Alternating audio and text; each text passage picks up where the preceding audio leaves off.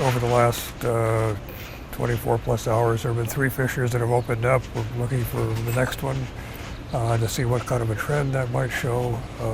Is there any indication of where that next fissure might be?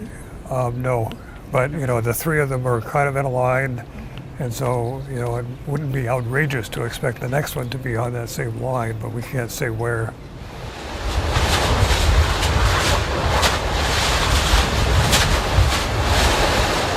The 3rd one, as far as I know, is still active, and the overall state of the volcano is that it's still pressurized. We're still getting earthquakes in the area, although it's been reduced since yesterday and the day before. But we feel that the system is still pressurized. The summit is deflating somewhat slowly. Lava Lake is dropping, and so we're just waiting to see what happens next. Well, we have a lot of instruments on the ground. We're sort of prepared for this kind of thing. So we have seismometers and tiltmeters and GPS instruments, and we have an occasional pass of a radar satellite that can tell us how the ground is changing, ground shape is changing. And so we're kind of putting all those tools to use to figure out, for example, where the extent of this intrusion that started up near Volcano crater and has moved all the way down to in the vicinity of the Leilani Estates and a little bit farther east, at least. And then we're just sort of monitoring that. The intrusion itself broke a lot of ground. That's what the earthquakes come from. Ground surface changed quite a bit as the dike was passing by each of these instrument sites.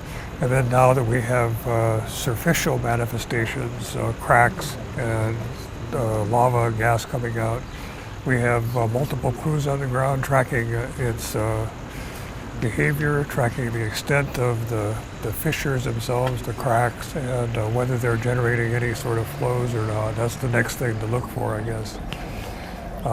And also there's, over the last 24 plus hours, there have been 3 fissures that have opened up. We're looking for the next one to see what kind of a trend that might show.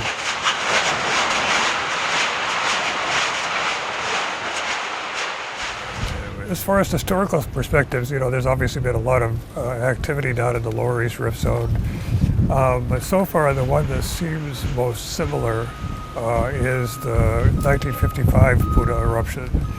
And that one erupted over several months from several different fissures that expand from expanded over a large area. It started in the center of this area, then it expanded out to a point just west of Highway 130, all the way down to Kapoho Cone. Some of the eruptions out of those fissures were quite small, not unlike this one, but some of them were quite large with high fountaining events that fed lava flows that made it down to the ocean. So, that's about the only thing that we have detailed information about that seems kind of similar at the moment.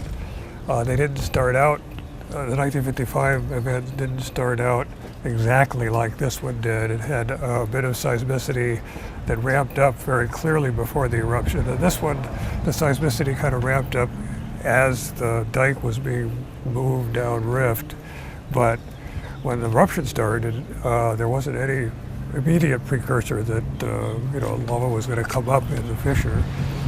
We are seeing changes in the seismicity. Seismicity goes up when lava is coming out, when gas is being emitted, but so far it's not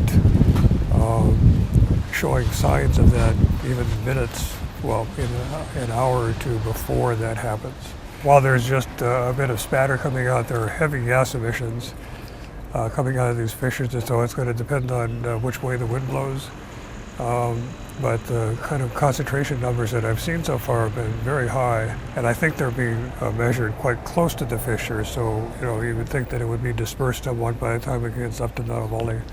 But it'd be good to be on the lookout for such things. It's definitely a part of this event. Did you guys reposition one of your webcams to face? Yes, we did. Yeah, okay.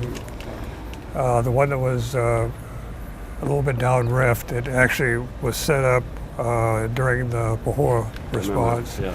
and it had pool over the left corner, and so yeah, it was really optimum just to move it over and capture most of Leilani estates in it. So, for example, when the first fissure opened, which was just a couple hours after the big magnitude 5 earthquake, the first sign of it was these copious steam and gas emissions before any lava came out, and that was visible for quite a ways. So I think that's what you're going to see first in the camera, but it may be followed more quickly by the spattering and such, and sulfur dioxide gas.